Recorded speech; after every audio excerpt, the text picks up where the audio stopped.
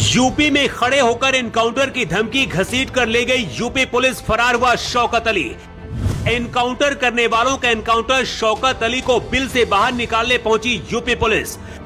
योगी के नाम से जिस यूपी में अपराधी कांप उठते हैं, उसी यूपी में खड़े होकर हाजी शौकत अली ने एनकाउंटर पर ऐसा बयान दिया है कि 24 घंटे के अंदर यूपी पुलिस ने ओवैसी के नेताओं को मुर्गा बना दिया। योगी को एनकाउंटर की धमकी देने वाले अब खुद बिलों में छुपकर बैठ गए और यूपी पुलिस कुछ इस तरह से इन्हें बाहर लेकर आ रही है। शौकत अली दूसरा तौकीर रजा बनने की कोशिश में था, लेकिन उसे शायद नहीं पता था कि अंजाम क्या होगा। लेकिन पहले पूरी कहानी आपको बताते हैं कि आखिर हुआ क्या है और आगे क्या होने वाला है। ईद मिलन समारोह में भड़काऊ बयान देकर ओवैसी के 3 नेताओं ने बहुत बड़ी गलती कर दी।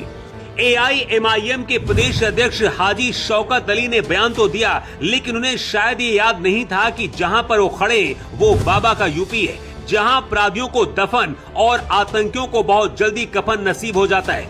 योगी आदित्यनाथ देश ही नहीं बल्कि दुनिया भर में अपनी एनकाउंटर पॉलिसी की वजह से चर्चा में रहते हैं। एनकाउंटर करने वालों का एनकाउंटर करने का जैसे ही बयान आया, यूपी पुलिस ने ऐसे तोड़ा कि एनकाउंटर करने का सपना देखने वालों की ये हालत हो गई। 6 के खिलाफ मुकदमा और 3 को पकड़ लिया गया है। लेकिन योगी को एनकाउंटर की धमकी देने वाले ओवैसी के नेता कौन है और ऐसा बयान क्यों दिया, इसके पीछे की कहानी पहले समझिए। हाजी शौकत अली ने यह बयान ईद मिलन समारोह के दौरान दिया। शौकत अली ने कहा था कि यूपी में 111 नहीं बल्कि सिर्फ 11 विधायक दे दो। इसके बाद शौकत अली ने कहा कि मुसलमान के एनकाउंटर करने वालों का भी एनकाउंटर होगा और ये वादा करके जा रहा हूं मैं। उन्होंने समर्थकों से कहा कि अगर मस्जिदों और मदरसों की हिफाजत करनी है तो एक डंडा, एक झंडा और एक नेता बनाना पड़ेगा और विधानसभा तक पहुंचना होगा। आरोप लगते हैं कि योगी की सरकार आने के बाद मुस्लिमों पर ज्यादा कार्रवाई होती है, ज्यादा एनकाउंटर और ज्यादा बुलडोजर चलता है। लेकिन ये भी तो एक सच है कि सबसे ज्यादा आतंकी कनेक्शन और पत्थरबाज भी यहीं से निकलते हैं। हाजी शौकत अली ने सीधे तौर पर योगी आदित्यनाथ को चुनौती दी कि अगर उनकी ताकत यूपी में बढ़ी तो एनकाउंटर करने वालों का भी एनकाउंटर होगा। ये बयान आते यूपी पुलिस अलर्ट हो गई और मेरठ SSP अंतरिक्ष जैन ने फोर्स को उतार दिया और इसके बाद इलाज शुरू हो गया।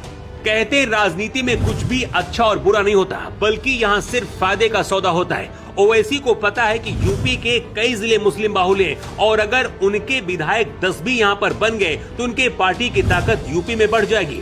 लेकिन एनकाउंटर की बात कहकर मुस्लिमों के लिए बनी ओवैसी की पार्टी ने फिर से साबित कर दिया है कि अगर गलती से भी ऐसी सरकार आए तो क्या हालात हो सकते हैं।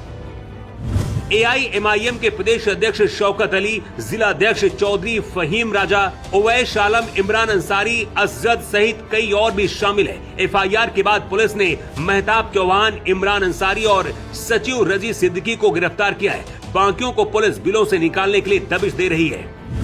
योगी आदित्यनाथ ने जब से तौकीर रजा को जेल की सलाखों में बंद किया, उसके बाद से कई तौकीर रजा बनने के लिए उछल रहे हैं, लेकिन उन्हें ये पता नहीं है कि उसके बाद क्या होगा। तौकीर रजा को भी मायावती और सपा की सरकार में कोई कार्रवाई का सामना नहीं करना पड़ा था, बल्कि कई बार तो सरकार ने संरक्षण भी दिया। लेकिन योगी आदित्यनाथ की सरकार में तौकीर रजा ने गलती कर दी और उस गलती के लिए अब जेल की हवा खा रहे। यही हाल अब लगता है कि ओवैसी के नेताओं का भी होने वाला है। कुछ को तो यूपी पुलिस ने पकड़ लिया है और बाकियों को भी घसीट कर बिलों से निकाल रही है। इस कार्रवाई का बहुत से मुस्लिम भी समर्थन कर रहे हैं, लेकिन कट्टरता को बढ़ावा देने वाले मुस्लिमों को ये बात अच्छी नहीं लग रही है और राजनीति शुरू हो गई है। लेकिन एनकाउंटर पर बयान देने के बाद जिस तरह से यूपी पुलिस असदुद्दीन ओवैसी के नेताओं का इलाज कर रही है, क्या वो ठीक है? इस पर अपनी राय आप जरूर दें।